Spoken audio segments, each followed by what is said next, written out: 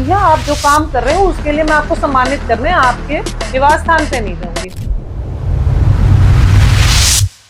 शालिनी चोपड़ा को तो सिर्फ ये लेबल मिलता है कि आप आउटस्पोकन हैं, मैडम आप ऐसे लड़ रही हैं, तो शालिनी का तो मनोबल बढ़ता है और आप तो सीट पे बैठी हैं।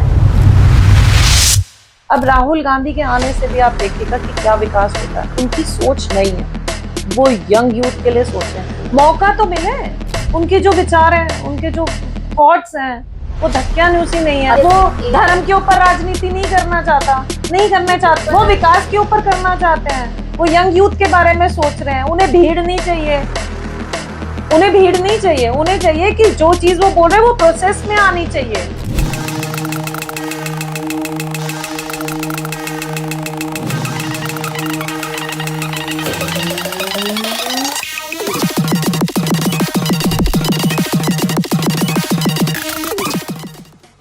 नमस्कार दोस्तों। आज के एपिसोड में हमारे साथ एक ऐसी पॉलिटिकल फिगर हैं जो कि बहुत ही ज्यादा न्यूज में रहती हैं। चाहे कोई सोशल इश्यूज पे प्रोटेस्ट हो या कोई भी इनजस्टिस हो, इनका नाम हमेशा आता है। और कई बार तो ऐसा हो जाता है कि इनको हाउस अरेस्ट भी कर लिया जाता है। पर इनका मानना है कि आवाज उठाना ही सच्ची डेमोक्रेसी है। तो without wasting any time, let's welcome Shalini Chopra on our show. Shalini, आपका हमारे शो में बहुत बहुत स्वागत है। Thank you so much. सबसे पहले तो आप बताइए कि आप इस पॉलिटिकल फील्ड में कैसे आए? मैम, पॉलिटिकल तो मेरा खुद का बैकग्राउंड है। मेरे फादर साहब मिस्टर सोमनाथ मल्होत्रा जी, स्वर्गीय श्री सोमनाथ मल्होत्रा जी, पिछले 3 बारी के पार्षद रहे हैं और उन्होंने सोशली अपनी फरीदाबाद की जनता के लिए बहुत काम किया है।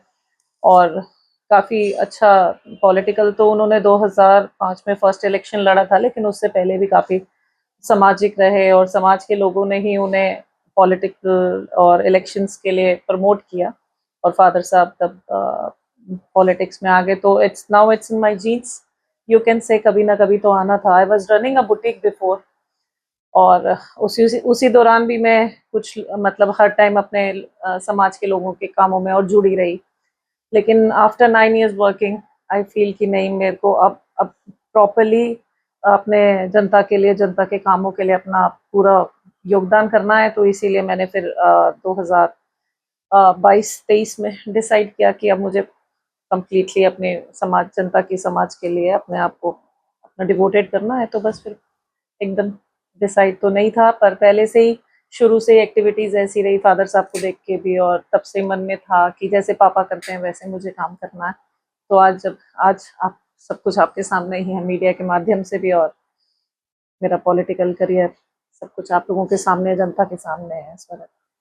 तो ना, मीडिया में भी बहुत बार देखा गया है कि जब भी कुछ रैली होने वाली होती है या कुछ एक्टिविटी होने वाली होती है, आपको हाउस अरेस्ट कर देते हैं। तो क्या सिस्टम आपसे डरता है या ये कोई लॉ नहीं एंड नहीं ऑर्डर सर, की मैम, डिमांड होती है? सिस्टम तो नहीं डरता है।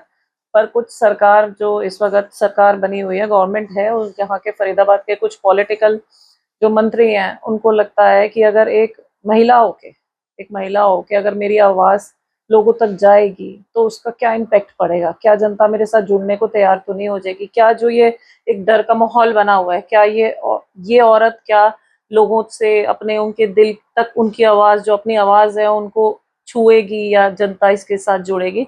तो एक छोटा सा सिस्टम, मैडम, पहले तो हमने कभी भी हाउस अरेस्ट के बारे में नहीं सुना था। ये तो जब से बीजेपी सरकार आई है तब से ईडी और ये हाउस अरेस्ट, जो इनके इनके जो ये हाथ के पपेट्स हैं, ये उनको यूज करते हैं। लेकिन मैंने देखा जब भी जब प्रशासन के लोग हमारे साथ आते हैं, बहुत अच्छा कोऑपरेट करते हैं हमारे साथ। कोई ऐसा वो नहीं होता कि हमारे साथ कोई जोर जबरदस्ती। और हाउस अरेस्ट है, उनकी ड्यूटी है मैम, सबसे बड़ी बात उनकी ड्यूटी है। वो हमारे साथ कोऑपरेट करते हैं, हम उनके साथ कोऑपरेट करते हैं। और ये तो आप जानते ही हैं कि जो आवाज उठाएगा आज के टाइम में, उसको कैसे दबाना है। तो आपको बहुत आउटस्पोकन भी कहा जाता है। तो ये जो लेबल आपको मिला हुआ है, ये आपको मोटिवेट करता है और बोलने के लिए? बिल्कुल मैम, मैं अपनी बात बिना डरे रखती हूँ। मुझे किसी चीज का भी डर नहीं है। मैंने ये भी सोच रखा है, जिस दिन ये पॉलिटिकल करियर मेरे परिवार को या मेरी फैमिली को नुकसान पहुंचाएगा, तो अब मेरे मन में ये भी आ गया। जैसे अभी रिसेंटली मुझे कुछ नेताओं ने, जब मैंने उनको एक्सपोज किया, तो उन्होंने मुझे धमकी दी कि जिसने भी एफआईआर दर्ज कराई है, तो मैं हर चीज के लिए प्रिपेयर हूँ। अगर मुझे लगा कि मेरी फैमिली मेरे उसमें उसकी वजह से मेरी फैमिली को कोई परेशानी हो सकती है, तो मैंने समाज के काम के लिए अपनी फैमिली से भी अलग होके रह के ये काम करने के लिए तैयार हूँ। मेरा माइंड मेकअप हो चुका है इस चीज के लिए। आपने पूरी तरह से अपने आप को सोसाइटी जी को बिल्कुल बिल्कुल, जिसको जब मेरी जैसे जरूरत होगी, और पहले तो जब भी मेरे पास कोई आता है ना, पहले तो मैं खुद उस जो मैटर है उसके लिए मैं पहले खुद अपनी तरफ से निष्पक्ष जांच करती हूँ। फिर मैं उसके लिए, देखिए कई बार ऐसे होते हैं, कई बार हम भी कहीं ना कहीं कोई गलत डिसीजन में फंस जाते बिल्कुल। हैं। तो लेकिन हमारी कोशिश यही रहती है कि जो व्यक्ति सही है और उसके साथ गलत हो रहा है तो हम उसके साथ खड़े हैं। अब nowadays it's tough for a woman to work here in Faridabad, specially I feel like this, कि लोग हमें एज अ, मेरे को वुमेन देखिए बहुत कम है यहाँ पे हमारे फरीदाबाद में जो सरकार के अगेंस्ट या जो प्रशासन के अगेंस्ट आवाज उठाती हैं। तो आप सोचिए, एक लेडी के लिए आज भी बहुत मुश्किल है काम करना, पॉलिटिकल करियर बनाना, लोगों के बीच में रहना आज भी बहुत मुश्किल है। जैसे पहले था, आज भी वैसे ही आज भी मुश्किल, वही है। वैसे नहीं। ये तो मुझे मेरी मोटिवेशन है कि जब मुझे लोग ऐसे कॉम्प्लीमेंट देते हैं कि मैडम आप एकदम रानी की झांसी और ये सब बोलते हैं, तो मुझे बड़ा अच्छा सा लगता है कि मुझे मोटिवेशन तो मिलती है, मोटिवेशन मिलती है मुझे। और ये मेरा शुरू से यही अंदाज रहा है, स्कूल टाइम से ही मेरा ये अंदाज, मेरे लिए जो चीज गलत है वो गलत है। लालच, लोभ मुझे किसी चीज का नहीं है, किसी चीज का डर नहीं है मुझे खोने का भी। मैंने कभी ऐसा कोई काम नहीं किया जिससे मुझे डर रहे कि मैंने ये गलत काम किया है या मुझे किसी चीज का डर रहे, तो मुझे कभी वो डर भी नहीं रहा है। तो हम शुरू से मैं ऐसी हूँ बिल्कुल। तो आपने इतने सारे इश्यूज देख लिए हैं कि एक वुमेन क्या क्या इशू फेस करती है, स्पेशली जी। इन पॉलिटिकल फील्ड में। बट आपने आवाज उठाई हुई है कि वुमेन स्पेसिफिकली काफी वोकल रही हैं, राइट? जैसे रिसेंटली जो रेप केस हुआ वो कहीं जी। ना कहीं दब गया था, but you were very vocal about it. उसके बाद मैंने आपका एक और वीडियो देखा जहाँ पर आप एक मेड को सपोर्ट कर रहे थे। जी जी जी। तो मैम मैं तो सबसे पहले, आज भी मैंने कहा, एक औरत के लिए आज भी समाज में काम करना उतना ही टफ है जितना 25 साल पहले होता था। मोदी जी जो विकास की बातें करते हैं उनमें उन्होंने महिलाओं के लिए कुछ भी नहीं किया। जिसकी यूजीसी कानून हमने मांगा नहीं था वो हमें देन मिल गया, और हम पिछले 25 साल 30 साल से कह रहे हैं कि ये जो रेप पीड़ित हैं उनके लिए फास्ट ट्रायल पे कोर्ट सुनाए। मतलब आप सुनिए, एक बेचारी लेडी देश के लिए एक ट्रॉफी लेके आती है, सब कुछ लेके आती है, लेकिन वो भी सुरक्षित नहीं है, वो भी सुरक्षित नहीं है। तो जिनके लिए मैंने आवाज उठाई वो तो बहुत ही निम्न वर्ग से हैं। कोई कानून व्यवस्था नहीं है ऐसे मुद्दों को दबाने के लिए, ना कोई सरकार में बैठा नुमाइंदा इसके लिए कोई बोलने के लिए। कभी भी आप देखिएगा, कभी भी रेप पीड़ितों से मिलने के लिए आप कभी देखेंगे, अगर हाँ वो महिला अगर कोई शील्ड ले आती है, कोई मेडल ले आती है, तो सारी भीड़ उनके घर फोटो खिंचवाने के लिए पहुंच जाती है। लेकिन रेप पीड़िता के मामले में उसको दबाया जाता है, और कोई भी सरकार का कोई भी नुमाइंदा उनके घर पहुंच के उनके लिए कोई सहानुभूति या कोई हेल्प करने के लिए तैयार नहीं होता। तो मुझे तो ऐसे मुद्दे जब मेरे पास आते हैं तो मेरे को किसी चीज में को मैं मतलब मैं लीगल ढंग से चाहती हूँ, जो कार्रवाई बनती है वो बने। और जब आवाज दबाने की कोशिश की जाती है हमारी, या हम लोगों पे एलिगेशन लगाए जाते हैं, तो देखिए हम विपक्ष में हैं, हमें तो अपना काम करना ही करना है। विपक्ष से पहले मैं एक खुद पर्सनली, मैं एक खुद औरत हूँ और मैं किसी एक औरत का दुख समझती हूँ। गैंग रेप होना बहुत, मतलब आप मेंटल एक्सटॉर्शन है ये वाला ना। जब मैं उनसे मिली थी भी पर्सनली भी, मैं भी कुछ टाइम पहले भी उनसे मिल के आई थी, मैंने उनके परिवार से भी पूछा था, तो पूरा परिवार डिस्टर्ब हो जाता है, लड़की की लाइफ खराब हो जाती है। सरकार 1 to 1 एक ट्रायल चलते रहते हैं, कोर्ट में डेट्स लगती रहती है, वो महिला भी जाती रहती है, हजारों की भीड़ में उससे क्वेश्चन पुट किए जाते हैं, या जज उन्हें अपने अकेले कमरे में ले जाके बात भी करते हैं। तो वो एक अपनी अब बीती बताना, उसके साथ वो दर्द, तो बहुत मुश्किल है, बहुत ये मुश्किल। रेप्स तो पहले भी होते थे। हाँ पहले भी होते थे, पहले भी जो विपक्ष था, चाहे कांग्रेस का टाइम था, रेप तभी भी होते थे, मैं ये नहीं कह रही, लेकिन तब भी कुछ नहीं किया गया था। आज भी औरतों के लिए कुछ नहीं किया जा रहा है। ये यूजीसी कानून ला रहे हैं जो बच्चों के भविष्य को खराब करने का काम कर रहे हैं। औरतों के लिए क्यों नहीं, अब महिलाओं के लिए सबसे बड़ा मुद्दा ही देश में ये रेप का है। ये तो हम बड़े टाउन में रहते हैं तो आज हमारी आवाज सुनी जाती है। आप देखिए ना, जहाँ पिछड़ा वर्ग है वहां तो इससे ज्यादा जिंदा जला दिया जाता है रेप पीड़िता को। तो ये सरकार क्या कर रही है इनके लिए, इसके लिए कोई कानून क्यों नहीं आता? नहीं, रेप के लिए तो आई अग्री विद यू, अभी हमने रिसेंटली ही एक बात करी थी, मतलब पूरा केसेस वगैरह एनालाइज किया था, तो काफी सारे रेप केसेस होते हैं, छोटी छोटी बच्चियों के साथ होते हैं, अब इवन तो मैडम 6 3 इयर्स, मंथ्स हाँ, के भी राइट होते हैं, राइट राइट। कुछ जब ही तक, सामने आते हैं और बिल्कुल, उनको भी दबा दिया जाता है। बिल्कुल नहीं मैम, वो कोई कानून व्यवस्था यहाँ पे है नहीं। आपने शायद अभी सिर्फ मीडिया पे सुनते हैं, मैं भी पहले मीडिया पे सुनती थी कि आज ये रेप हो गया, आज ऐसे हुआ, अरेस्ट हो गए। अरेस्ट के बाद वाली जो प्रक्रिया होती है ना मैम, वो इतनी वर्स्ट होती है, इतनी वर्स्ट होती है एक महिला के लिए और उसके परिवार के लिए ना। यहाँ कोई कानून व्यवस्था नजर नहीं आती मुझे इस मामले में ना, कि आप कहते हैं ये एक फास्ट ट्रैक पे होना चाहिए, सख्त सजा देनी चाहिए, टिल डेथ का इनके लिए कोई प्रोविजन निकालना चाहिए।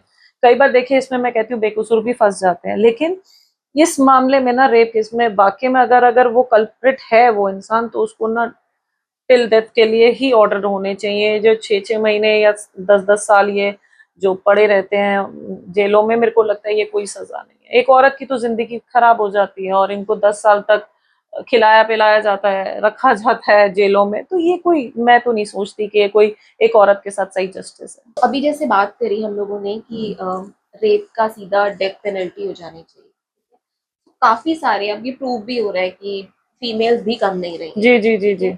तो हनी ट्रैप फॉल्स, का और हाँ, वो फॉल्स काफी है। एलिगेशंस लगा देते जी हैं, हनी ट्रैप कर देती हैं, अपनी जी पर्सनल रिवेंज ले लेती हैं। जी तो जी। 2025 में अभी बीएस के नए कानून आए हैं, उसमें ये है कि पहले तो जब भी कोई लेडी आती थी, 376 का जो मुकदमा है 376 का, इसको डायरेक्ट इम्प्लीमेंट में लाया जाता था। लेकिन अभी 2025 में ये इसमें चेंजेस आए हैं। पहले जो भी रेप पीड़िता आएगी उसके बारे में 1 हफ्ते का या 10 दिन का टाइम दिया जाएगा, उसकी पुख्ता जानकारी ली जाएगी कि इस बात में कितनी सच्चाई है। उनके कॉल ट्रेस सब कुछ होगा, उसी के बाद 376 का मुकदमा दर्ज किया जाएगा। उसके बाद भी अगर केस की ट्रायल में अगर वो लेडी झूठी साबित होती है या कुछ होता है, तो उसके अगेंस्ट मुकदमा दायर होता है।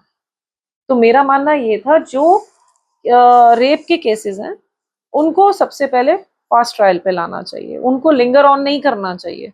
जैसे 6-6 7-7 साल लोग कोर्टों के धक्के खाते तो रहते हैं, आपका ये मिडिल इंटेंट है क्लास कि है। फास्ट ट्रायल पे आके और जी प्रूफ सामने आए, जी जी। क्योंकि नहीं, अब तो जो लेडी भी अगर अगर कोई औरत भी इसका गलत फायदा उठाने की कोशिश करती है, तो उसको भी सजा का प्रावधान क्योंकि है। कई बार देखा है, एक मुझे केस याद नहीं है।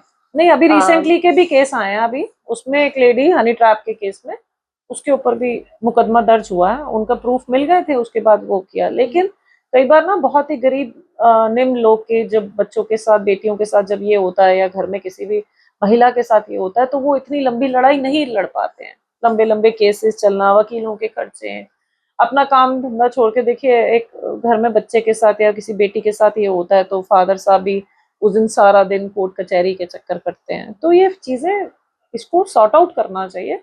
और जिसने भी अपराध किया है उसकी फैमिली के लिए और उनके लिए, ये जो आगे मंत्रियों की अप्रोच लगाते हैं, क्या एक औरत की इज्जत क्या मंत्री डिसाइड कर पाएगा क्या? एक मंत्री की अप्रोच, क्या वो बहुत पीड़ा समझ पाते हैं? बहुत ज्यादा सावधानी से ये चेक करना चाहिए, नहीं, वो तो, क्योंकि वो डाउरी के प्रशासन भी अपने, फॉल्स एलिगेशंस हो रहे हैं, रिसेंटली हो रहे हैं कि हाँ, लड़कियों के अफेयर्स हैं, वो ले हाँ, जा रही हैं हनीमून पे, हाँ, नहीं मार काफी रही हैं। कुछ है, काफी कुछ बहुत है बहुत अभी। केयरफुली ये चीजें हैंडल होनी नहीं, चाहिए, प्रशासन अपना काम बहुत पुख्ता तरीके से किया जा क्योंकि रहा है आजकल। हर चीज भी ऑनलाइन, जो भी कॉल्स डिटेल्स हैं वो साथ साथ सब डिटेल्स निकल आते हैं, तो बहुत बारीकी से पूरी कार्रवाई की प्रूफ जाती भी है तब इसमें। होगा जब पेनिट्रेशन होगा। जी जी जी जी। तो आपके हिसाब से जो एक्यूज हैं उनको डेथ पेनल्टी बिल्कुल देनी बिल्कुल चाहिए? बिल्कुल, यही होना चाहिए, तभी जाके इस पे कुछ रुकेगा। नहीं तो ये रोज बढ़ता रहेगा। आप तक तो आधी से ज्यादा न्यूज तो पुलिस चौकी से बाहर ही नहीं आती। नहीं आती है, उन पे नहीं काफी आती है, प्रेशर दिया जाता है। नहीं इनफैक्ट आती है। एक अभी केस भी सुना था कि 14 साल की बच्ची, 2 साल का उसका बच्चा, हाँ, वो कि मैंने भी मतलब मीडिया पे उसका, मैम सुना हाँ, था। उसका रेप हुआ था और तो उसे पता ही यू नहीं कैन था कि सी उसके नाउ साथ अडेज क्या क्या, हो रहा है। अब वुमेन्स की क्या हालत है, अब बच्चे नहीं छोड़ रहे, माँ बहनें किसी की नहीं छोड़ रहे। अभी तो यहाँ पे कोई, अभी भी देखिए हमारे शहर जैसे फरीदाबाद जैसे शहर में भी इतना बड़ा कांड हो गया, गैंग रेप। रात चलती सड़क पे 2 घंटे तक रेप हुआ, लेकिन ये कहा गया वो औरत उस रोड पे क्यों गई। या तो आप कोई बोर्ड लगा दीजिए उस रोड के ऊपर कि औरत का जाना वर्जित नहीं है यहाँ पे, तो ऐसा कुछ आप सिस्टम कर दीजिए। आप लोगों ने तो औरत को ही बांध के रख दिया, एक औरत की स्वतंत्रता को खत्म कर दिया कि वो उसको रोड पे जाने से पहले सोचना पड़ेगा कि ये रोड उसके लिए कितनी सुरक्षित है। पर वो न्यूज में दब गई थी उस टाइम पे, नहीं मैम, केस आई तो थी। न्यूज दबी नहीं हाँ। थी। फास्ट ट्रैक पे भी अब इसको केस को डाला गया, अरेस्ट किए गए हैं वो लोग और शिनाख्त भी की गई है लेडी के द्वारा। पर सरकार द्वारा जैसे इन्होंने बोला था कि उस महिला को ट्रीटमेंट, मेडिकल ट्रीटमेंट के लिए भी दिया जाएगा, तो कोई ट्रीटमेंट नहीं मिल रहा। मैंने खुद डीसी साहब को फोन किया था, उनके पीए से बात हुई थी, तो उन्होंने कहा मैडम हमारे पास ऐसी कोई भी इंफॉर्मेशन नहीं है। तो मैंने कहा आप हेल्प करने के लिए भी आपको कोई कागजी कार्रवाई चाहिए या कुछ चाहिए? आप लोग सीट पे बैठे हैं और एक मददगार आपसे मदद मांग रही है, तब भी आप कह रहे हैं आपके पास ऊपर से कोई इंफॉर्मेशन नहीं है। मैंने बोला कि मैं सीएम साहब से मिलूंगी। सीएम साहब जो जिस हॉस्पिटल का नाम आ रहा है, क्योंकि वो एक हॉस्पिटल, यथार्थ हॉस्पिटल, एक इतने बड़े किसी फेमस पर्सनालिटी का है जो कि यहाँ के मंत्रियों से जुड़ा हुआ है, तो केस ऐसे नहीं दबाया गया था। केस ऐसे दबाया गया था कि उसमें किसी हॉस्पिटल का नाम आ रहा था, और वो हॉस्पिटल जो चर्चित हॉस्पिटल है, यहाँ का माना हुआ हॉस्पिटल है, जिसके खुद के जो उनका ऑनर है वहाँ के, वो यहाँ के लोकल मंत्रियों से जुड़े हुए हैं, इसीलिए इस मामले को दबाया गया था। और मैंने कहा था जब भी आएंगे, पर कभी मुझे ये मौका फिर से मिलेगा, ऐसी बात नहीं है कि मुझे मुख्यमंत्री से मिलने का मौका नहीं मिलेगा। मैं उनके निवास स्थान पे जाके नहीं मिलूंगी। तो मुझे लोगों ने बोला कि आप उनके निवास स्थान पे जाइए, बोलिए आप, वो यहाँ पे रैली मिलने आते हैं और आप उसके ऊपर से आप कहती हैं काले झंडे। भैया आप जो काम कर रहे हो उसके लिए मैं आपको सम्मानित करने आपके निवास स्थान पे नहीं जाऊंगी, मैं आपका विरोध सड़क पे करूंगी।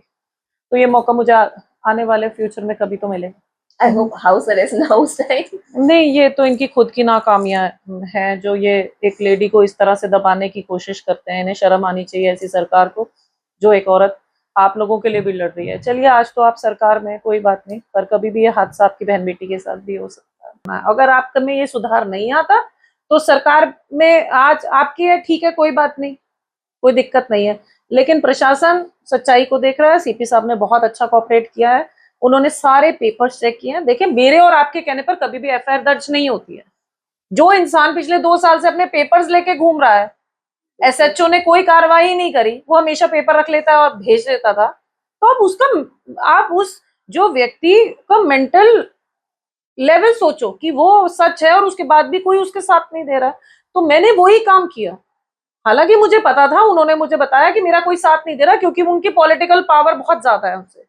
तो पॉलिटिकल पावर क्या गलत चीज के लिए वो यूज करेंगे? मेरी तो सरकार नहीं है, सरकार तो आपकी है।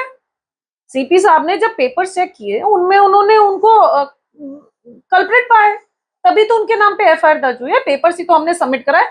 मैंने पर्सनली ये तो नहीं कहा सीपी साहब जी साहब इसके चंद्र भाटिया के नाम पे एफआईआर दर्ज करिए, नहीं सर, मैडम मैंने अपने पेपर्स दिए हैं।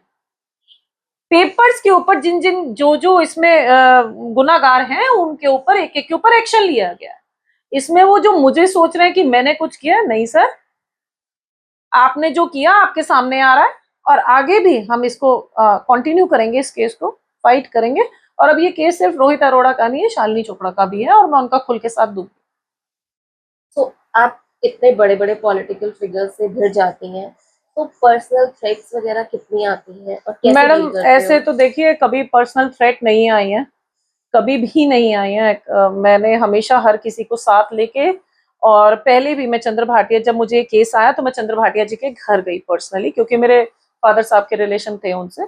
तो मैं उनसे घर, पहले मैं उनके घर गई और मैंने उनको इन सब चीजों से इनको मतलब करवाया कि आपके ये सब नाम आ रहा है, प्लीज इसको सॉर्ट आउट करिए। बट उनका लालच उससे ज्यादा था। तो मुझे हार के 5 महीने बाद जो हेल्प मिली वो सीपी साहब के थ्रू मिली है, और उन्होंने मेरी मेरी बात को बहुत ही ध्यान से सुना और इस पे कार्रवाई करी उन्होंने। तो मैं तहे दिल से उनका धन्यवाद करती हूँ आपके मीडिया के माध्यम से भी। लेकिन आने वाले ना समय जो है वो बदल रहा है, यंग यूथ का समय है। लोग एक्सपेक्टेशंस करते हैं, हर चीज ऑनलाइन है। देखिए आप वो कह रहे हैं मुझे पता ही नहीं, सब कुछ ऑनलाइन है, आप रजिस्ट्री खोलिए, अपने नाम डालिए, सब कुछ आ जाएगा। वो किस चीज की बात कर रहे हैं, क्या छुपाना चाह रहे हैं? पॉलिटिकल लीडर, देखिए पॉलिटिकल में भी 2 तरह के लोग होते हैं, जो अपना नाम कमाना जानते हैं, काम करके नाम कमाना चाहते हैं, और एक दूसरी तरह के लोग होते हैं जो कि सिर्फ लोगों को डरा धमका के अपना नाम बुलवाना चाहते हैं। तो अब यंग यूथ आगे आ रहा है, और मेरे को तो ऐसा लगता है लोगों को अपना विजन भी क्लियर करना चाहिए। अब ये सिर्फ चुनाव सिंबल को देख के खुश हो जाते हैं, उसके पीछे कोई भी आ जाए, चाहे उसके ऊपर कितने केसेस डले हो, इनको कोई फर्क नहीं पड़ता। मेरे को लगता है सबसे पहले तो मैं जनता को कसूरवार ठहराती हूँ। आज जो व्यक्ति मेरे पास आए उन्होंने खुद बीजेपी को सपोर्ट किया हुआ है, वो मेयर के पास गए, मेयर के इलेक्शन में वो खुद उनकी वो कर रहे थे। लेकिन आज हम खड़ा कौन है? जो व्यक्ति सच्चा है, हमें उसका साथ देखना चाहिए, ना कि ये देखना चाहिए कि वो कौन सी पॉलिटिकल उससे है नहीं है। अब वो बेचारा उनके पास गया, मेयर साहब ने बोला जी मैं तो कुछ भी नहीं कर सकती। आप तो सीट पे बैठी हैं, आपको तो लोगों ने, जनता ने इतनी बड़ी जीत दी है, तो आपको तो उतने ही उत्साह से काम करना चाहिए। शालिनी चोपड़ा को तो सिर्फ ये लेबल मिलता है कि आप आउटस्पोकन हैं मैडम, आप ऐसे लड़ रही हैं, तो शालिनी का तो मनोबल बढ़ता है, और आप तो सीट पे बैठी हैं। जिस दिन शालिनी सीट पे आएगी उस दिन आप फरीदाबाद की, अगर लेट्स टेक एन एग्जांपल, अगर आपको चीफ मिनिस्टर बना दिया जाए हरियाणा नहीं नहीं नहीं, मैं ऐसे नहीं सोच सकती। ये तो नायक बहुत मूवी से बड़ी रिलेट करें। बहुत बड़ी उपलब्धि है ये तो। देखिए अभी तो उसके लिए मुझे बहुत एक्सपीरियंस चाहिए लाइफ में, पर मेरा जितना एक्सपीरियंस है वो मेरे फादर साहब से मिला। मेरे रोल हीरो हैं वो, उन्होंने हमेशा कहा सच्चाई और ईमानदारी से आगे बढ़ो, सबको साथ लेके चलो, लोगों के साथ संपर्क में रहो, अफसरों से ज्यादा लोगों के बीच में रहो, मंत्रियों के घर बैठने से ज्यादा लोगों के बीच में बैठो। तो मैंने अभी यही अपना एजेंडा बना रखा है कि मैं लोगों के बीच में रहती हूँ। तो कहते हैं ना, एक सक्सेसफुल राजा भी वही होता है जो प्रजा के बीच में रहकर उसकी प्रॉब्लम्स को समझे। एग्जैक्टली और वो भेस बदल के जाता है, वो भेस बदल के जाता है ना, वो भेस बदल के जाता है। तो मैं अपने आप को एक पॉलिटिशियन से ज्यादा समाज सेवी समझती हूँ। मैंने इस टाइम में जब बीजेपी का बहुत अच्छा वो इन लोगों ने प्रोपेगेंडा चला रखा है, मैंने उस समय में भी राहुल गांधी को क्यों फॉलो किया? क्योंकि वो व्यक्ति सच्चा है। ठीक है, लोगों तक उसकी बात देर से जा रही है, वो व्यक्ति पढ़ा लिखा है। आप एक जिला चलाने के लिए आईएएस ऑफिसर लगाते हैं यहाँ पे, बिल्कुल चलाने के लिए जो हमारे डीसी साहब हैं या ये आईएएस होते हैं, और देश चलाने के लिए आपने एक ऐसे व्यक्ति को बिठा रखा है जो आज तक अपनी डिग्री नहीं दे पाया। लेकिन आप उस पढ़े लिखे लड़के को पप्पू साबित करने में लगे हुए हैं, जिसमें करोड़ों रुपए खर्च किया जा रहा है उसको पप्पू साबित करने में, क्योंकि सिर्फ वो क्या पढ़ा लिखा है। हिंदू समाज पहले भी सुरक्षित था और आज भी सुरक्षित है, और आगे हमारी सरकार आएगी तब भी हम इसको सुरक्षित रखेंगे। पर ठीक है, मैं आपकी बात से, अभी तक हमने बात कर रहे एक न्यूट्रल पर्सन की तरफ से, ठीक है, बट आप लोगों की हेल्प कर रहे हो, लोगों के बीच में रह रहे हो, तो यहाँ पार्टी कंट्रोवर्सी नहीं है कि आप कांग्रेस नहीं नहीं नहीं, बिल्कुल भी नहीं, नहीं नहीं, वो बिल्कुल भी नहीं है। ऐसी कौन सी स्ट्रैटेजी जो यूथ भी है, ठीक है, चाहे आप इन्फ्लुएंसर्स अवार्ड देखो, जितने इन्फ्लुएंसर्स हैं वो बीजेपी को फॉलो करते हैं। प्रॉबेबली एक मिस्टर मोदी जो है वो एक एजेड है, एक्सपीरियंस है, वो यूथ से कनेक्ट हो रहे हैं। जी। ऐसी क्या रीजंस है कि जो राहुल गांधी है वो यूथ से कनेक्ट नहीं हो पा रहे? मीडिया। देखिए आप, अब एप्स्टीन फाइल का मैं एक छोटा सा मैं उठा रही हूँ। एप्स्टीन फाइल दुनिया भर में इसका विरोध किया जा रहा है। आपने हिंदुस्तान में कहीं सुना, किसी भी मीडिया चैनल पे सुना जहां हमारे प्रधानमंत्री का नाम आ रहा है? किसी से चर्चा का विषय सुना आपने कि एप्स्टीन फाइल में कहीं? नहीं, बहुत ज्यादा तो नहीं, एक दो मैंने इंस्टाग्राम पे रील्स देखी हैं। क्यों नहीं उठाया जा रहा? मीडिया मीडिया मैंने मीडिया का भी सुना था, ठीक है, मीडिया बायस्ड होता है, आई अग्री। उसका रीजन क्या दिया था कि जो लोग हैं, चाहे हम भी हैं, हम नेटफ्लिक्स की सब्सक्रिप्शन ले लेंगे, हम प्राइम की सब्सक्रिप्शन ले लेंगे, लेकिन हम मीडिया की सब्सक्रिप्शन नहीं लेंगे। के टाइम पे कांग्रेस ने हमेशा अपने काम पे फोकस किया, क्षेत्र की विकास के लिए सोचा। लेकिन बीजेपी जब आई, उन्होंने सबसे पहले विकास छोड़िए, उन्होंने मीडिया को कैप्चर किया, ईडी को अपने हाथों में लिया। उन्होंने सोचा कि सबसे पहले जो हमारी कमियों को उठा सकते हैं, जो हमारी सरकार को खत्म करने का काम कर सकते हैं, पहले सबसे पहले उन्होंने उनको अपने कब्जे में लिया, एक अच्छी स्ट्रेटजी के साथ। मैं इसे अच्छी स्ट्रेटजी कहूंगी, जो कि कांग्रेस में नहीं रही। कांग्रेस में राजनीति जो थी ना, क्षेत्र की राजनीति थी। अब मनमोहन जी थे, शीला दीक्षित जी थी, आपने देखा कितना काम हुआ, आई अग्री। शीला दीक्षित जी के बारे में कितना काम हुआ। और आज उनसे कम उम्र की लेडी रेखा गुप्ता ने, जो आपने उनके खुद के भाषण भी सुने होंगे मीडिया के माध्यम से, आप उनका काम देखिए, उनसे कम उम्र की हैं लेकिन एक्सपीरियंस नहीं। अभी आपने मुझे बोला कि चीफ मिनिस्टर की पोस्ट पे, मैं उसके लिए बिल्कुल भी काबिल नहीं हूँ, मैं खुद बोलती हूँ, क्योंकि मेरे पास कोई एक्सपीरियंस नहीं है। मेरा एक्सपीरियंस क्या है कि पहले तो मुझे अपने क्षेत्र की समस्याओं को सुनना है, किसको मेरी जरूरत है, मैं किसके लिए कितना काम कर सकती हूँ।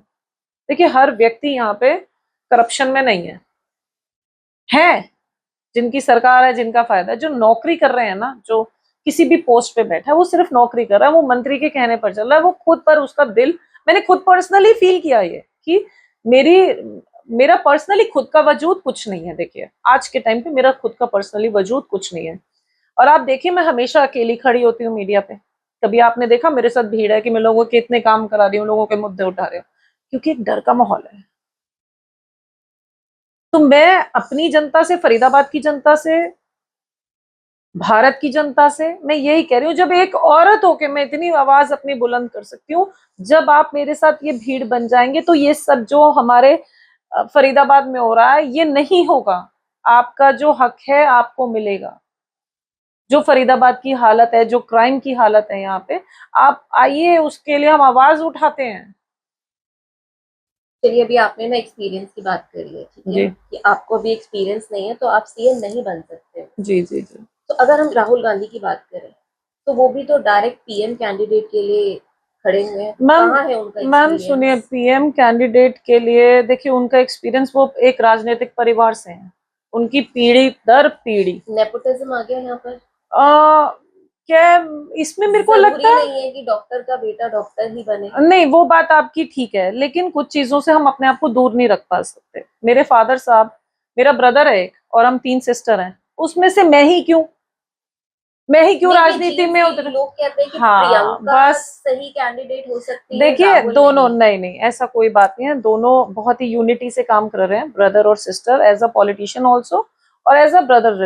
उनका जो अपना खुद का जो रिलेशन है ब्रदर और सिस्टर का, और एक अच्छे पॉलिटिशियन है दोनों अपने अपने क्षेत्र में, और उनकी मदर भी। देखिए एक पीएम अकेले परिवार से नहीं बनते, उनके साथ लोग जुड़े हुए हैं, लोगों की सहमति है।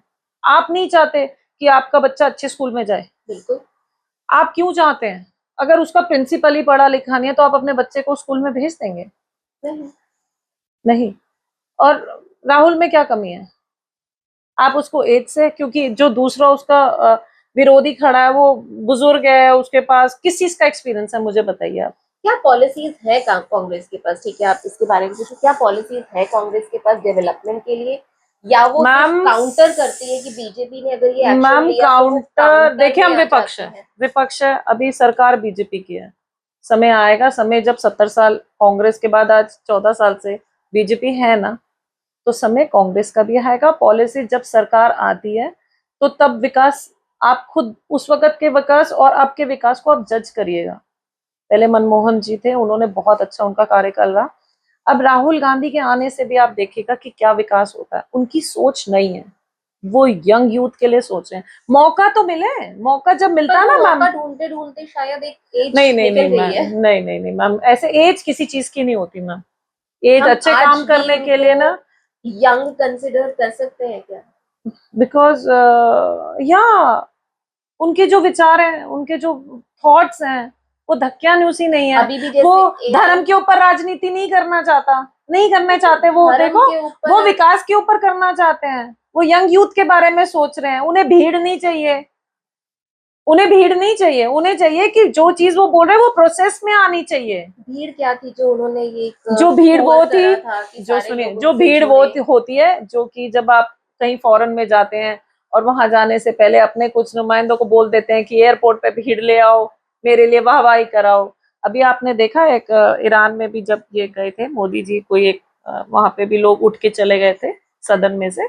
अभी मैंने एक रील देखी उसमें, तो देखिए हर किसी का एक टाइम होता है।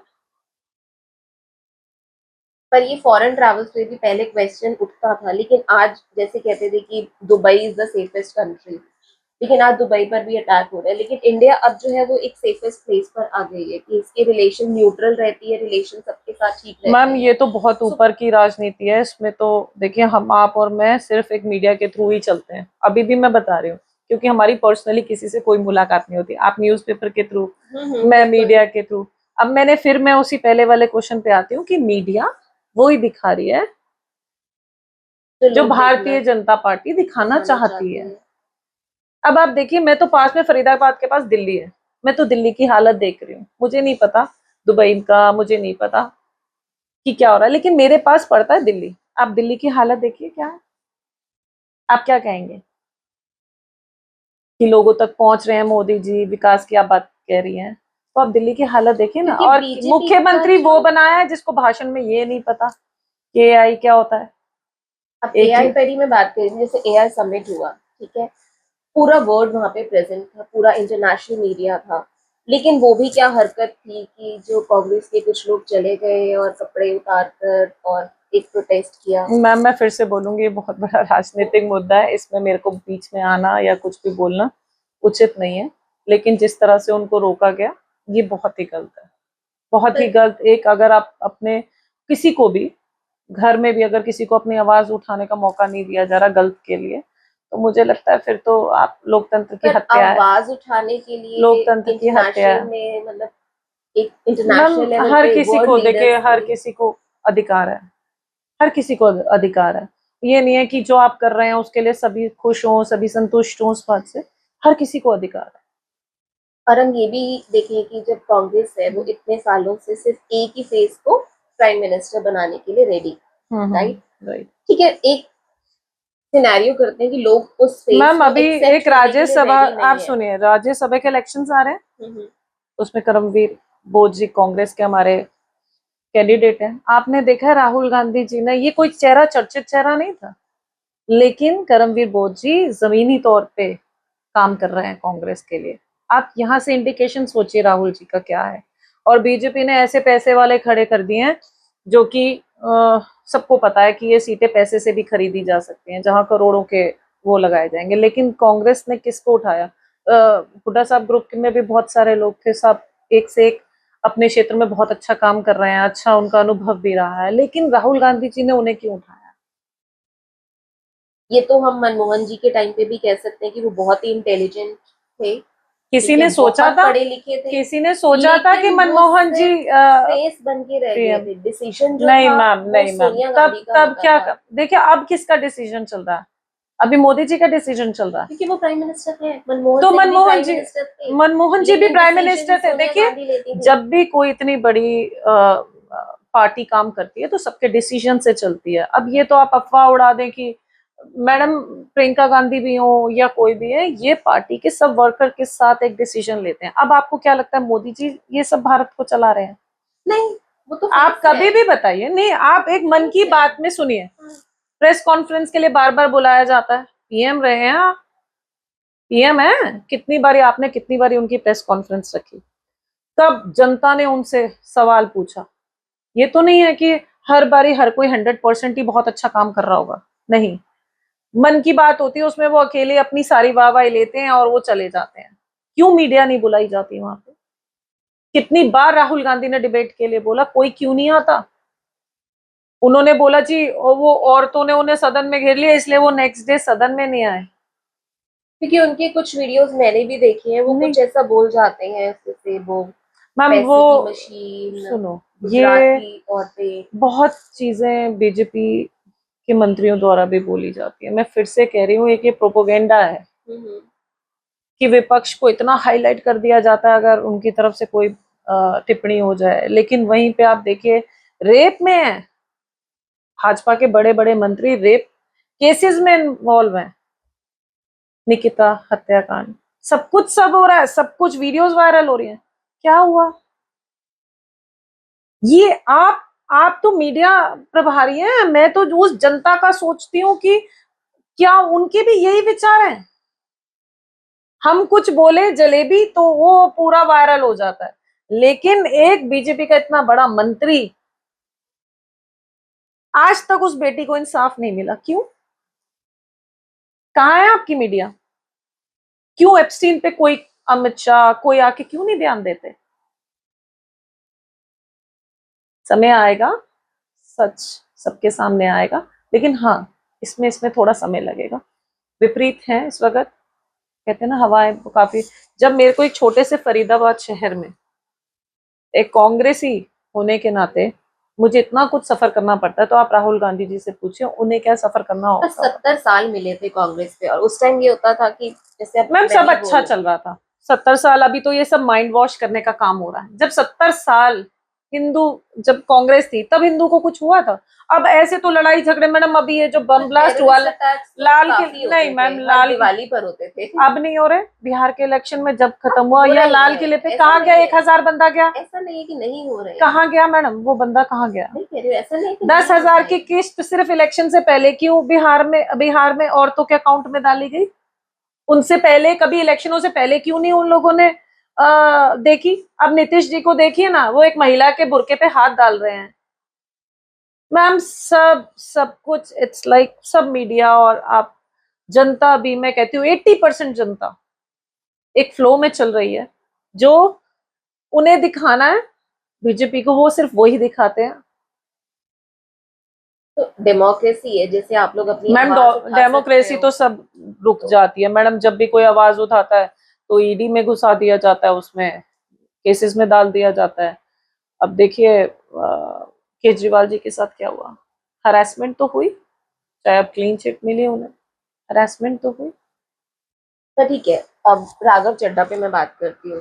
बहुत अच्छे चड्ढा भी प्रवक्ता हैं, आपके हैं, लेकिन वो जो पॉइंट्स रेज बहुत, करते हैं क्योंकि लोग पसंद कर रहे हैं। he is an educated person, listen, वो तो कभी एजुकेशन नहीं मैम सुनिए, वो नहीं एजुकेशन क्यों मिसिंग है? कह रही हूँ, नहीं राघव चड्ढा क्यों जैसा राघव, connect कर रहे हाँ हैं। राघव चड्ढा के ऊपर उसको पप्पू कहलाने में पैसा खर्च नहीं किया जा रहा, क्योंकि वो फोकस में ही नहीं है किसी के।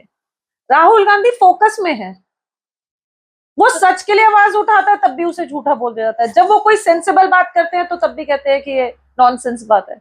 लेकिन आप राघव चड्ढा टारगेट पे नहीं है। उसने केजरीवाल के लिए कितनी बयानबाजी करी उनके, मैंने तो जितने भी उनके पॉइंट्स देखे हैं मुझे सब वैलिड ही लगे। नहीं उनके पॉइंट्स वैलिड हैं, लेकिन वो जिस पार्टी के साथ जुड़े हैं उन्होंने अपने मुख्यमंत्री के लिए कितनी बार आवाज उठाई जब उन्हें जेल भेजा गया? कितने धरना प्रदर्शन में देखा गया आपने राघव चड्ढा? मैंने नहीं देखा ऑनेस्टली। तो मैम ये है कि वो एक पढ़े लिखे व्यक्ति हैं, जो वो मुद्दे उठा रहे हैं वो बहुत जेन्युइन है। लेकिन जब आप सरकार कोई भी व्यक्ति किसी भी दूसरे पार्टी के विपक्ष के लिए स्टैंड लेता है, स्टैंड बाय खड़ा होता है, तो उसको घेर लिया जाता है। आप ये देखिए इतना सब कुछ हो रहा है। एप्स्टीन के ऊपर कुछ बोला राघव चड्ढा ने कुछ फोकस हटा दिया। हाँ, क्योंकि आपने वो शंकराचार्य के ऊपर फोकस डाल दिया कि वॉर हो गया, योगी वॉर हो गया, वो तो सब फाइल वो हट गई। लोगों की मेमोरी ना बहुत शॉर्ट होती है। हाँ, तो अब आप सब बातों जो आप मेरे से कर रहे हैं ना, आप उसका रिप्लाई भी खुद ही दे रही हैं अपनी बातों में, कि जब कोई इनके अगेंस्ट आवाज उठाने लगता है इनका ध्यान डाइवर्ट कर देते हैं जनता का, कि जनता का ध्यान जाए ही ना। आज आप सुबह सुबह की न्यूज सुनिए, 60 रुपए सिलेंडर बढ़ गया, क्या फर्क पड़ता है? देखो हाँ, वो क्या फर्क पड़ता है? ये तो मिडिल क्लास 950 850 का सिलेंडर था, अब 900 रुपए का लेगा, 910 रुपए का लेगा। देखो उसके पीछे एक स्टैंड पे एक बैकअप है, और मैम पूरा वर्ल्ड प्रिपेयर है। It's not happening only in India ma'am, अभी नहीं, हाँ ये अभी नहीं, ये पहले से ही था जब 500 रुपए सिलेंडर की बात हुई थी। ये अभी बढ़ेगा। अब जैसे है मैम गोल्ड का रेट देखिए आप, अगर किसी के घर में, किसी नॉर्मल व्यक्ति के घर में, किसी के घर में शादी है तो कितना टफ हो गया लाइफ। इन इंडिया ये पूरा वर्ल्ड कनेक्टेड है। ये प्राइसेस और ये तो इसके बारे में कोई सोच रहा है? इसके बारे में क्या सरकार सोच रही है? अभी तो डॉलर वर्ल्ड पे ही फोकस हो रखा है। मैम हर बारी कोई और नेक्स्ट आपके पास ऑप्शन मिल जाता है जहाँ पे आप जनता का ध्यान डाइवर्ट कर लेते हैं। लेकिन मैं फिर बोलूंगी, मैं इतनी बड़ी राजनीति में नहीं जाऊंगी, ये बहुत ऊपर की राजनीति है जहाँ मैं अभी तक नहीं पहुंची हूँ। अभी मेरा करियर शुरू हुआ है, अभी तक तो मैं अपना लोगों के साथ जुड़ी हुई थी, अब मैं खुद इलेक्शन लड़के अब जनता के बीच में मैं खुद आ गई हूँ। पर्टिकुलर पहले एक जगह काम करती थी, अब पूरे फरीदाबाद में जिसको भी जहाँ जैसे भी जरूरत होती है तो मैं काम करती हूँ। तो it's really tough for nowadays for a woman to work in society. It's very tough. It's really tough. Is it only in politics या बाकी फील्ड्स में भी? बाकी फील्ड्स में भी मैम, ये नहीं है, ये नहीं है कि मैंने सिर्फ अपना ही बोला। जब भी मैं लोगों के संपर्क में आती हूँ और वुमेन के, तो मैंने वहाँ पे भी देखा कि उन लोगों को भी काम का प्रेशर और उनकी भी सेफ्टी नहीं है यहाँ पे। मतलब मैंने देखा किसी भी जगह पे जहाँ पे औरतें काम कर रही हैं तो वो सोचती हैं 8:30-9 बजे तक मैक्सिमम घर पहुँच जाए। तो कभी सरकार ने इस चीज पे फोकस किया? बट जो MNCs हैं उनमें तो नाइट शिफ्ट चलती है मैम, मोस्टली 30% वो भी कंपनियां अपने ओन पे हैं, जो उन्होंने खुद गाड़ियों में अपने गार्ड छोड़ रखे हैं, लेकिन औरतें तो सड़क पे सेफ नहीं है। आप देखिए, अभी मैंने मीडिया पे भी देखा उस दिन, 2 लेडीज़ ड्राइव कर रही थी तो साथ में कमेंटबाज़ी चल रही थी, तो क्यों नहीं इन लोगों पे कानून कोई बनाना चाहता, इनके लिए कोई फास्ट ट्रैक पे कुछ कोई ऐसा सिस्टम क्यों नहीं किया जाता कि इनको उसी समय कोई हार्ड कुछ इनके ऊपर पनिशमेंट की जाए, नॉर्मल चार्जेस पे बेल मिल जाती है। तो मेरे को लगता है एक देश का विकास तभी संभव है जहाँ पे एक औरत सुरक्षित है। उस देश का विकास तभी संभव है। तो हम औरतों के बारे में बात कर चुके हैं कि मतलब फास्ट ट्रैक पे होना चाहिए, जी, सेफ्टी देनी जी, चाहिए, जी, राइट? जी। और आपके हिसाब से कुछ और हो सकता है जिससे फीमेल्स बिल्कुल सेफ फील करें? मैम, एक तो सबसे पहले एजुकेशन सिस्टम थोड़ा स्ट्रॉन्ग होना चाहिए, जितना अभी भी काफ़ी अच्छा है, लेकिन अभी भी लेडीज़ के लिए बहुत ऐसे छोटे विलेज हैं जहाँ पे अभी एजुकेशन सिस्टम, स्कूलों पे कोई ध्यान नहीं दिया जा रहा। अभी भी देखिए फरीदाबाद में कोई भी एक नया सरकारी स्कूल नहीं खुला। इनकी यूनिफ़ॉर्म्स पे ध्यान देना चाहिए। जो गर्ल्स, ये जो कॉलेजेस बने हुए हैं या स्कूल बने हैं, इनमें लड़कियों के लिए अच्छी यूनिफ़ॉर्म का भी अरेंज होना चाहिए। उन्हें अपनी सेफ्टी के लिए अच्छा, जो 6 महीने में कभी एक बारी होता है कि उनके बारे में उनको इन्फॉर्मेशन दी जाती है, तो उनको खुद इस चीज़ की इन्फॉर्मेशन ये हर महीने चलना चाहिए। एजुकेशन सिस्टम तो सबसे पहले बच्चों तक, जब तक घर में पेरेंट्स तक उनके एजुकेशन के शिक्षा के बारे में या उनके अधिकारों के बारे में ज्ञान ना दिया जाए, तब तक भी मेरे को लगता है कि बहुत ऐसे कदम हैं जो उठाए जाने चाहिए सरकार को। ये आज के सिर्फ डिस्कशन नहीं है, कभी बैठेंगे तो खुल के फिर बात करेंगे इस चीज़ को लेके। अभी भी डॉरी केस और ऐसे मार दिया जाता है स्कूलों में लड़कियों को के साथ, टीचर्स द्वारा भी आपने देखे होंगे काफ़ी केसेस आ रहे हैं। तो कहीं न कहीं मेरे को ऐसे लगता है कानून व्यवस्था भी कमज़ोर है, तभी सो इनके हौसले क्या बुलंद हैं। इसमें, ठीक है हम गवर्नमेंट को कर रहे हैं, अगर मैं एक स्कूल की बात करूँ, जैसे हम कह रहे हैं कि कंपनीज हैं वो प्राइवेटली गार्ड्स दे रही हैं, जी, कैब्स दे रही हैं, ठीक है? जी। तो ये उनकी एक रिस्पॉन्सिबिलिटी है और कहीं ना कहीं एक लॉ भी है कि आपको हुँ। बिना गार्ड के फीमेल नहीं जी, जी, भेजनी है, जी, जी, जी, राइट? हुँ। तो अब डायरेक्ट तो ऐसा है नहीं कि कोई भी पॉलिटिकल पार्टी का कोई लीडर आके हम लोगों को प्रोटेक्ट करेगा। वो एक पॉलिसीज बनाएंगे और जो ऑर्गेनाइजेशन हैं वो पॉलिसीज फॉलो करेंगे, जी, जी, जी। राइट? हुँ। तो ऐसे ही हम स्कूल्स की बात करते हैं या और मैम, कॉलेजेस की प्राइवेट बात स्कूलों में करते ये हैं। सब चीज़ें नहीं होती हैं, जो रेप केसेस होते हैं निम्न वर्ग में ज़्यादा। आप देखिए उस एरिया में जहाँ पे झुग्गियाँ ज़्यादा बनी हुई हैं, ये केसेस वहाँ पे सबसे ज़्यादा मिलते हैं। तो जहाँ सेक्टरों में इतना आप लोग गश्त बढ़ाते हैं, क्योंकि यहाँ पे वीआईपी एंट्रीज़ होती हैं, तो उतनी ही गश्त, उतनी ही सिस्टम वहाँ पे अगर आप झुग्गियों में जाके थोड़ा-सा थोड़ा और कानून व्यवस्था को और वहाँ पे थोड़ा टाइट करके, तो अगर वहाँ पे अगर आप ज़्यादा फ़ोकस करें तो वो मेरे को लगता है उसका अच्छा रिज़ल्ट आएगा। तो उनको इस चीज की ज्यादा जरूरत है कि हमें अपना नेता कैसे चुनना है, क्योंकि वो कहते हैं ना नेता तो मैडम इलेक्शंस के प्रोग्रेस, टाइम हाँ, पर। नेता तो 5 साल की क्षेत्र में विकास क्या हुआ, कितनी बार नेता उनके बीच में आया, कितना उन्होंने आपके लिए काम किया, कितना वो जनता के संपर्क में रहा, इन सब के बेसिस के ऊपर आपको अपना नेता चुनना चाहिए। वो कितना एजुकेटेड है, सबसे पहले वो कितना एजुकेटेड है, उसका बैकग्राउंड क्या है। So do you foresee Congress coming back in next election? क्या वो मैसेज आई लोगों तक आप आई पहुंचा पाए आई हैं? यस ऑफ कोर्स, और मैं तो अब यंग जनरेशन हूँ, आप ये समझिए कि I am not so old. तो You don't मेरी look तो like. यही, हाँ, मेरे को तो यही लगता है कि एक आप अपने अगर एक पॉलिटिशियन को आप उसमें देखिए कि उसका विजन कितना क्लियर है, हाउ एजुकेटेड ही और शी इज, और उसकी छवि कैसी है, वो पब्लिक में कितना रहता है। अभी मैंने जितने भी मंत्री देखे, अगर वो एक फोन करे तो दूसरा मंत्री बन जाता है, दूसरा बनता है तो वो तीसरा बन जाता है। हमेशा कहा जाता है कांग्रेस की हमेशा मुद्दा रहता है फरीदाबाद में गुटबाजी का। मैं कह रही हूँ इस वक्त बीजेपी में क्या चल रहा है, फरीदाबाद में क्या चल रहा है, किसी का विकास की तरफ ध्यान है? नहीं। हर मंत्री का ध्यान वहां है कि किस प्रॉपर्टी का कौन सा। चलो एक मैं आपकी चीज अग्री करती हूँ, पर एक होता है ना, हम लोग एक रूट कॉज एनालिसिस करते हैं। अगर हमारा नहीं आ रही है पार्टी उसमें पावर में, कोई ना कोई प्रॉब्लम तो होगी। और जहां तक मुझे इतनी ज्यादा समझ नहीं है, पर जहां तक मैं समझती हूँ लोगों को वही प्रॉब्लम है कि एक फैमिली पार्टी है। जैसे अब हम बीजेपी की बात कर रहे ऐसा हैं, नहीं कौन है। से देखिए मोदी की बात फैमिली कर पार्टी रहे हैं? होती तो मुझे लगता है इतनी रूट से जो जुड़े हुए हैं करमबोज जी उनको ना लाती पार्टी राज्यसभा के रूट्स की मैं लिए। आपको बात करती हूँ, जैसे मैं अपना पर्सनल भी बताऊं, तो 70 साल जो चल रहे थे ना, वो इसलिए कि मेरे दादाजी जनता कांग्रेस में थे, नहीं नहीं मेरे नहीं, नाना जी जनता को कांग्रेस चेंज थे। चाहिए था, सुनिए हाँ, मेरी बात। और ये अच्छा हुआ है, ये कांग्रेस के लिए अच्छा हुआ है कि लोगों को जज करने का मौका मिल रहा है कि पहले वाला समय ज्यादा अच्छा था या अब अच्छा है। तो जितने ये भी, हाँ जरूरी हाँ, था, एक चेंज हमेशा जरूरी अच्छे के लिए होता है। मैं ये समझती हूँ, मेरी खुद की पर्सनल जो राय है कि जो चेंज होता है ना वो एक अच्छे के लिए होता है। एक चीज कंटिन्यू चली आ रही है तो आप उसका अच्छा और बुरा नहीं देख पाते हैं। स्ट्रॉन्ग ऑपोजिशन का होना भी बहुत जरूरी है। मैम ऑपोजिशन स्ट्रांग कैसे हो, मेरे को एक बात बताओ। कोई आवाज उठाता है, अब मेरी जैसी लेडी आवाज उठा रही है तो उन्होंने मुझे किस तरह से थ्रेट देने की कोशिश करी, आप देखिए। तो कहीं अभी देखिए, अभी कांग्रेसियों के यहाँ पे ईडी के छापे भी पड़े, कहीं ना कहीं वो इन्वॉल्व सो कर इस देते हैं। उसमें ठीक है, इस मामले में बीजेपी बहुत स्ट्रांग संगठन जो है ना इनका, ये इस मामले में बहुत स्ट्रांग है कि ये कहीं किसी को उठने ही नहीं देते देखो हैं। पीआर तो है, अच्छी है, नहीं, ठीक बहुत है। बहुत सिस्टमेटिक ढंग हाँ, से ये लोग हर चीज को कैप्चर कर लेते हैं, हर चीज को अपने अंडर कंट्रोल में कर लेते हैं। आवाज नहीं जनता उठा पा रही, जनता को सोचने का मौका नहीं दिया जाता, चारों तरफ से घेर लेते हैं। आप ये देखिए, पहले RWA so जो this is education, this is modernization, this is technology. If you are asking me in a negative way, नहीं, मैं नेगेटिव नहीं, मैं पॉजिटिव में, मतलब यू कैन टेक इट। मैं उसमें कह रही हूँ कि ठीक है, अगर इज हम द उनको power of money, power of, it's all the power of money.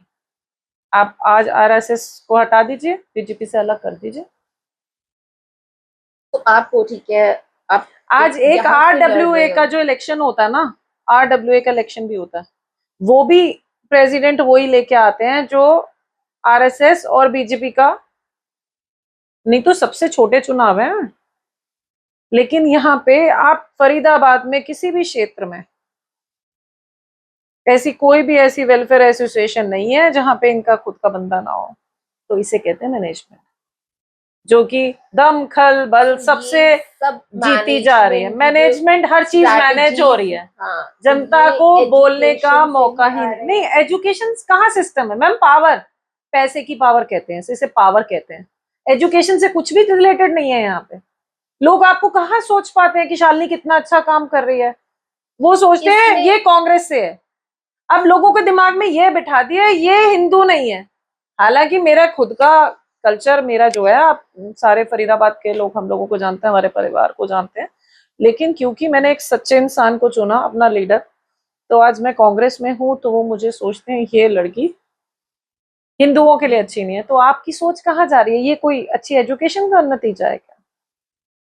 तो वही ना मैं कह रही हूँ, इस चीजों में आपको जो अपर लेवल पे मैम कांग्रेस एक पार्टी है वो मेडिटेशन के कितना दौरान, प्रोटेक्ट एक करती है। मेडिटेशन की क्लासेस होती है ना, उस दौरान भी आपको एक पावर दी जाती है कि जिसमें यू फील कि आप बड़ा अच्छा रिलैक्स फील कर रहे हैं। यहाँ तो वो मेडिटेशन चल रही है, हिंदू मुसलमान हिंदू, किसी को विकास नहीं चाहिए यहाँ पे। तो मंदिर का इस नाम पे क्यों, अब तो यहाँ तक ही हो गया, उस रेडी वाले ने उस पे उसका नाम हिंदू के नाम पे क्यों नहीं रखा। अभी जो यात्रा चलती है हमारी सावन में, उसमें भी आप देखिए रेडियो के टैग लगा दीजिए कर कर। तो आप देखो आप लोगों को कैसे माइंड डाइवर्ट कर रहे हैं, कैसे आप लोगों मुस्लिम्स ने। भी वोकल हैं, अभी जैसे ये खामेनाई की जो मैम डेथ हुई है, मुसलमान कहाँ जाएगा। वहां पे वो सेलिब्रेट कर रहे हैं, बट यहाँ के मुस्लिम जो है नहीं वो मैडम, जो मुसलमान जिसने सैड है। हिंदुस्तान में जन्म लिया है वो कहाँ जाएगा। जब पाकिस्तान और हिंदुस्तान अलग हुआ पर तो तभी ये वो डिसाइड, इस देश के क्यों नहीं हो पा रहे हैं। ये आप कह रहे हैं वो देश के नहीं हो पा रहे हैं, उनसे पूछिए मैंने ना। भी देखो रील्स में ही देखा, एक छोटा क्यों बच्चा कह नहीं, रहा है रील्स तो कि मैम मुझे सुनिए, पावर दे दी जाए, मैम मैं आप एक मेरे से कुछ भी बुलवा लीजिए इसके बाद, आप खुद अभी इस वक्त ऑनलाइन है मेरे साथ, आप मेरे से इसके बाद कुछ भी बुलवा लीजिए। इससे पहले आप मुझे बता देते मुझे ये बोलना है तो मैं वो बोल देती। आपको क्या पता जो टोपी में बैठा है वो मुसलमान ही है, क्या पुख्ता सबूत है आपके पास। और जो हिंदुस्तान में मुस्लिम पैदा हुआ है वो कहाँ जाएगा। और हमारा हिंदुस्तान तो इसीलिए मशहूर है कि यहाँ पे 36 बिरादरी को, सबको सबको वही मान सम्मान दिया जाता है। आज क्यों अलग अलग भाईचारे को, हमारे भाईचारे को क्यों खत्म किया गया, और हर इलेक्शन इसी इसी धर्म के नाम पे खेला जाता है। मैं वही आपको बोल रही हूँ नहीं, अगर मैंने बड़ी वाली मौली नहीं, सिंदूर नहीं लगा रखा माथे पे, तो मैं क्या अपने देश के लिए अच्छा नहीं सोच नहीं, ऐसा तो सकती? मैंने बहुत कम लोगों में देखा है कि जो ऐसे नहीं, बिल्कुल अभी प्रेजेंट करते बिल्कुल हैं। मैम, बिल्कुल 80% लोग यही सोचते आई हैं। Am a proud Hindu, but मैंने कुछ नहीं डाला हुआ। हाँ, तो मेरे साथ भी वही है कि मैं भी अच्छा सोच रही हूँ। तो आपको अगर कुछ पॉलिसीज हैं, अगर जैसे कोई पॉलिसीज हैं आपने भी समझा है, दोनों पार्टीज को समझा है, कुछ चेंज आप बीजेपी को मैंने छोड़, मैडम कुछ चेंज आप कांग्रेस में लाना नहीं, चाहो तो? मैंने सिर्फ फरीदाबाद की राजनीति को समझा है। चलो मेरे फरीदाबाद में ही कर राजनीतिक लेते सफर हैं। बहुत दिल्ली तक भी नहीं है, मेरा राजनीतिक सफर मेरा फरीदाबाद क्षेत्र फरीदाबाद है। में कुछ कांग्रेस को चेंज लाने की जरूरत है, बीजेपी छोड़ो इस कांग्रेस टाइम। को तो अभी मिलकर संगठन को मजबूत करने का काम करना चाहिए। अभी सिर्फ जो है, जनता भी चेंज अंदर से चाह रही है, लेकिन उनको चेहरा नहीं दिख रहा, वो जहाँ पे वो अपना कीमती वोट दें, चेहरा, चेहरा नाउ नहीं वी दिख आर रहा। कमिंग की एक चेहरा, चेहरा स्ट्रॉन्ग चाहिए चेहरा बहुत फरीदाबाद को जरूरी ना, है। एक चेहरा चाहिए। फरीदाबाद को नहीं, मतलब एक पूरे मैं नेशनल नहीं लेवल मैम, पर मैं ही। नेशनल लेवल पे नहीं जाती हूँ। मेरे पास मेरा जो सारा दिन का समय होता है वो अपने परिवार में और हम्म। फरीदाबाद की जनता के बीच में जाता है। मैं कभी भी, आप दिल्ली में कहीं पे भी राजनीति में कहीं पे भी मैं सक्रिय नहीं हूँ। मैंने फरीदाबाद की हालत देख के ही मैंने राजनीति में आने का सोचा। और जब मेरे साथ भी, जब मेरे को झूठे मुकदमों में फंसाया गया, तो मैंने उस दिन ही ये सोचा था कि जिस दिन अब मैं राजनीति में आऊंगी तो जिसको मेरी जरूरत होगी और किसी के साथ गलत हो रहा होगा, मैं वहां जरूर खड़ी होंगी। और देखिए, सबको एक ही तराजू में मत तोलिए, बिल्कुल। सब अलग अलग हैं, सबकी अपनी अपनी एक काम करने का अलग नजरिया है। मेरी सोच अलग है, किसी और की सोच अलग है। मुझे अपने ऊपर विश्वास है, अपने लिए गए फैसलों पे विश्वास है। और जो कुछ लोग ऐसे होते हैं, वो कहते हैं जो हमारा बॉस डिसाइड कर देगा हम वो करेंगे। तो सफर मुश्किल है, सच पे काम करना, एक लेडी होने के नाते लोगों से विपक्ष में खड़ा होना, इट्स टफ। मैं फिर से उसी बात पे बोलूंगी, फरीदाबाद की राजनीति बहुत अलग है। यहाँ तो मुझे ऐसा लगता ही नहीं है कि लोग बार बार, इस बार भी कांग्रेस की लहर थी, आप देखिए, बिल्कुल थी। ठीक। ऐसा नहीं है, जनता बहुत परेशान है अंदर से, पर एक जो डर का माहौल बना रखा है ना हम लोगों को, लेकिन इसीलिए कांग्रेस से ज्यादा बाकी लोगों को भी इकट्ठे होने की जरूरत है। उन्हें ये देखना है कि कौन हमारे लिए काम कर रहा है। उनके लिए सिर्फ जनता के लिए एक वोट है, और एक वो वोट आपके 5 साल डिसाइड करता है। और आज आज भी देखिए मीडिया में चैनल, जब बरसातों के मौसम आते हैं, हम फिर से वही कवरेज करते हैं, वही कवरेज करते हैं। बात तो वही है, पर हम ये भी वही कहेंगे सड़कें कि टूटी हुई, वही हालत, वही सब कुछ, वही रेप केस, फिर हम चेंज क्यों नहीं करते हैं? ट्रस्ट। राघव चड्ढा जी ने कहा था, ये 5 साल के लिए जब हम वोट देते हैं, 5 साल के लिए अगर वही कैंडिडेट अगर काम ना करे, तो जनता को वो अधिकार भी दिया जाए कि वो उस कैंडिडेट को उस जगह से हटा सके। राघव चड्ढा जी ने ये बात भी बोली है। कह रहे हैं उनकी पॉलिसीज बहुत अच्छी हैं, जो क्लियर है, पॉइंट्स को विजन रेज क्लियर करते है, हैं, विजन लिसन, क्लियर है। हाँ विजन क्लियर है। तो किसी को भी वोट देने से पहले उसका चुनाव चिन्ह देख के व्यक्ति को, खुद को पर्सनली आप देखिए कि कौन व्यक्ति आपके लिए काम करने वाला है, कौन आपकी आवाज को आगे तक यहाँ पहुंचाने पर ना वाला वही है। इंडिविजुअल आइडेंटिटी आ गई है। When we are talking about Raghav Chadha, हम लोगों के माइंड में नहीं आता कि वो आपसे associated. We are talking about Raghav Chadha as a social, person, as नहीं अ मैं, सोशल हाँ एक्टिविटीज। वो हाँ, बारीकी से बारीकी से जनता चीजों की, पे कर रहे हैं। हाँ वो बिल्कुल। किसी पार्टी का तो माइंड में भी नहीं आता कि ये नहीं, उनको इस लेके पार्टी आप से देखिए, है, मैं इस भी उनकी पार्टी से तारीफ है। कर रही हूँ। देखिए, जो काम अच्छा करेगा उसकी तो हर कोई तारीफ करेगा, इसमें ये नहीं है। पार्टी के हम लोग अलग हो सकते हैं, लेकिन विचारधारा क्या है? हमारी जनता का विकास, हमारे क्षेत्र का विकास। वो भी जनता के लिए सोच रहे हैं, हम भी जनता के लिए सोच रहे हैं। बट वो अपना मैसेज कन्विंस कर पा रहे हैं, and like you are blaming media की मीडिया हमें नहीं एग्जैक्टली, पहचान एग्जैक्टली। पहुंचाने अब दे जो रही है। परसों जो हुआ चंद्र भाटिया जी का भी, मैंने, आप मेरा मीडिया पे आके आप उनको देखिए, बड़े प्लेजेंट वे में मैंने उनको जी करके बात करी और वो करी। लेकिन नशा, सत्ता का जो नशा है ना, वो उनको देख के ऐसे लगता है सर पे चढ़ के बोल रहा है। वो, मैं उनकी बेटी समान हूँ, बहन समान हूँ, और वो मुझे औरत औरत करके टारगेट कर रहे हैं। तो मैं सोचती हूँ यहीं से आपके संस्कार सभ्य पता चलते हैं कि आप अपनी बात किस तरह रखते हैं, आप किस तरह के नेता हैं, कि जब आप झुंझलाहट में किसी एक औरत को इतने शब्द यूज कर रहे हैं उसके अगेंस्ट, तो मैं सोचती हूँ आपका खुद का व्यक्तित्व क्या है। कोई भी चीज को लीजिए, प्लेजेंट लीजिए, आराम से लीजिए, जो बात रखनी है आप आराम से रखिए, आप सही हैं तो आपको किसी को प्रूफ सही है, करने आपको के लिए कोई क्या proof नहीं जरूरत है? है, नहीं, कोई कोई पार्टी का जरूरत टास्क नहीं है। जरूरी नहीं है। नहीं नहीं, बिल्कुल भी नहीं है। आप मेरे को तो कहीं काम से भी हो, करना है। आपको काम करना हाँ, है। काम तो करना है। ये चीज पार्टी तो देखो, हम काम करेंगे तो पार्टी को तो अपने आप प्रमोशन मिलेगी मिलेगी, राइट? बिल्कुल, आपको चांस मिले पार्टी चेंज करने का, आप करेंगे? बिल्कुल भी नहीं। Never never never never try, बिल्कुल भी नहीं। जो इंसान समय के साथ बदलता रहे, अपनी विचारधारा बदलता रहे, तो मुझे लगता है वो कभी भी कोई भी एक टारगेट तक नहीं पहुंच सकता। तो आपसे बात करके ना आपकी लॉयल्टी और कमिटमेंट बहुत अच्छा लगा।